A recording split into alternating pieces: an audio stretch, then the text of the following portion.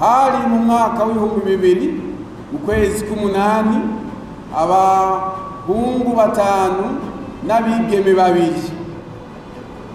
Imana iraduhamagara, iradukura amashengero atandukanye, iduhuza hamwe maze iduha igikorwa dukwiye gukorera mu ngoro yayo. Ko twarindwi 5 turabandanya ibikorwa, none bigeze ngaho uyu munsi aho dushobora kuvuga tuti muri imyaka 25 twakoze ibi twakoze biriya.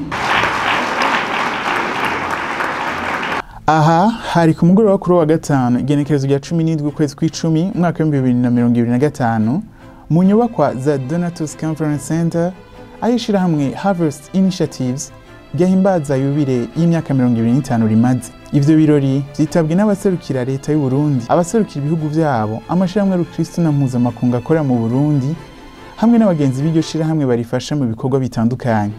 Pastor Onesphore Manirakiza yatanguje iryo shirahamwe, ashima Imana ko yabanye nabo mu bikorwa bitandukanye bashoboye gushikako.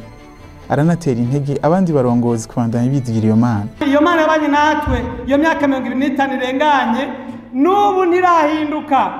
Yavuze ngo ndi kumwe namwe iminsi yose gushika ku muhero w'isi. Bavuze mu Kirundi ku muhero w'isi, mu zindi ndimi si umuhero w'isi.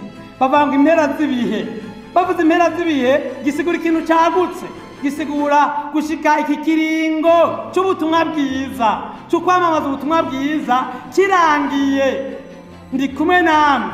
Gasezerano rero riri kumwe natwe, ricakomeye, ricahagaze. Cyo gituma nagoma ntera intege abarongozi ba Harvest Initiatives ubu bariko barakora ibikorwa byo ntera ntambuka mbisa abakiri bato, mushishikare mwisunga iyo Mana, mubandanye muyisiguza igihe cyose mukeneye kumenya inzira irashe, nimuze mwigera mwibagira ibanga ryatugize ico turi. Si ubwenge bwinshi, samayeri menshi, nukurozigira Imana no kuyirindirira ngo ivuge iturongore. Nagomba ntera intege n'abarongozi b'Imihari Kristo n'amashengero ari hano, iryo sezerano ni ryacu. Uwadutumye si umusukanyi atubwira ngo muragenda muzombwira ingene bimeze, avuga ati njanye namwe, kandi sinjanye namwe rimwe rimwe, ni iminsi yose gushikaho igikorwa ndabatumiye kigizane kirangirira. Muri leta y'u Burundi guhera ku ntara ya Bujumbura no mu bushikiranganje bw'intwaro yo hagati mu gihugu, umutekano n'iterambere rusangi barashimira ishiramwe Harvest Initiatives ku bikorwa rikora mu guteza imbere igihugu, bakamenyesha ko bazokwama barishigikiye no mu migambi ya kazoza. Birahimbaye cyane kwakira kino gikorwa cyabereye hano mu ntara nziza yacu, kubera si isabukuru isanzwe gusa, ariko kandi ni ntaye igaragaza ukwizera guherekejwe n'ibikorwa twashizwe mu ngiro, umwitwarariko w'ikibano, ubumwe n'amahoro, iterambere no gushigikirana.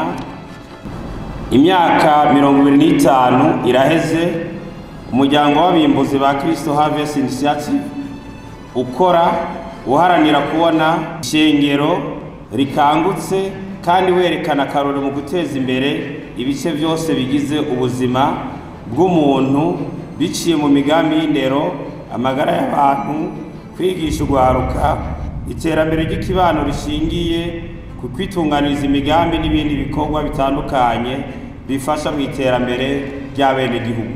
Nk'ubushikiranganje bw'intwaro hagati mu gihugu, iterambere rusange n'umutekano, turakenguruka imigenderanire myiza isanzwe iri hagati y'ubushikiranganje hamwe n'ishirahamwe ryanyu. Turateze ko byinshi, baba bari mu mashirahamwe bose barafise ishengero barimwo basengeramwo, kandi inyigisho bakurayo turabona ko zifise icyo ziterera mu gihugu cacu c'u Burundi.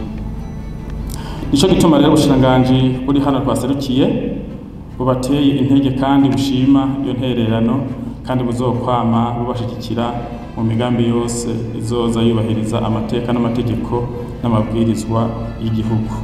Mwomenya ko iryo shirahamwe rimaze gukora ibikorwa bitanga akazi ku bantu 250 muri kazoza, rikaba ryamenyesha ko ryifuza kongereza umwimbu ryashitseko biciye mu gukomeza ibikorwa rimaze gutangura.